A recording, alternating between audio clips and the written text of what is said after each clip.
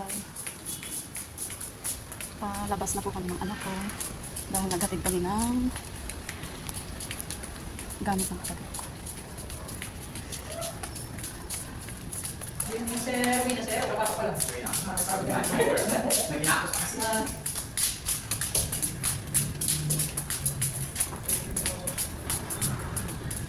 So, ito na po, palabas na.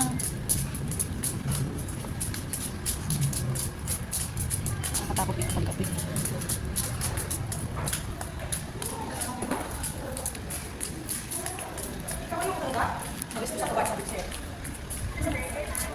Nandito mo guys, nandito mo kami sa labas. Sa labas ng hospital.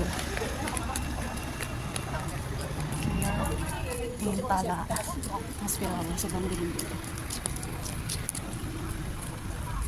Balikan ko.